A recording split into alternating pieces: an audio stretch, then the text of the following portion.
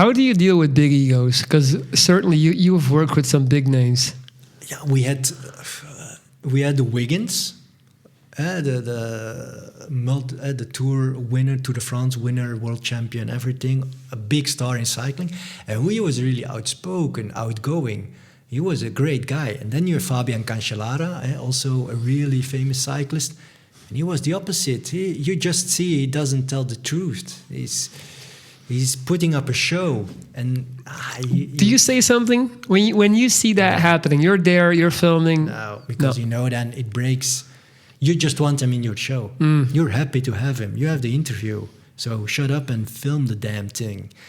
And then afterwards you think, I didn't tell the truth. But okay, you're happy you had him. And you can go to Belgium and say, hey, we have Cancellara and a lot of people are watching. But listening to you, hearing you say that, is it fair for me to assume that you have to be able to sacrifice artistic integrity in order to be a successful producer? If you want big names, yeah. If you want to tell stories from real people, not famous people, then it's easier because they need you more than you need them. Why? And they're telling their story in an honest way because they're not thinking about the consequences. They're not thinking about the audience.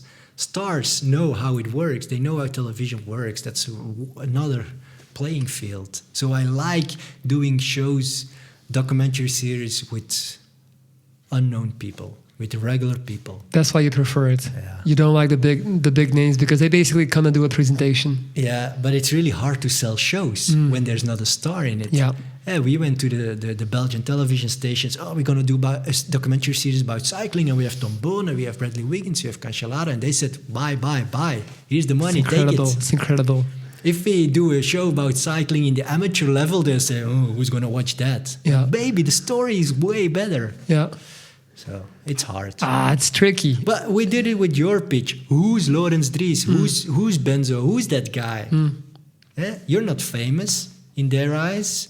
So they don't care. It has to be something that right on the money, right in their heart, and they say, we'll give it a chance. But that chance is so small. And if you are a famous football player or a famous actor, they would say, we really want a series about him. Isn't that the biggest problem with mainstream media and TV networks? They always want that certitude. They always want that sure thing. And isn't that the beauty of YouTube, where you can just do whatever the hell you want? And I like that about YouTube. You can really, on deck, you can really explore people. You can find new, fresh faces. And I think, whoa, this guy is great. Why doesn't he have a TV show? But on TV, they would never pick him. Right. Because it's, what you're talking about, you're unknown, it's a niche, it's whatever. And then on YouTube, it explodes. And on TV, they're thinking about advertisement. So they have all these advertising companies that are paying for the shows. So they we need a star, otherwise nobody's going to watch. So they never take risks.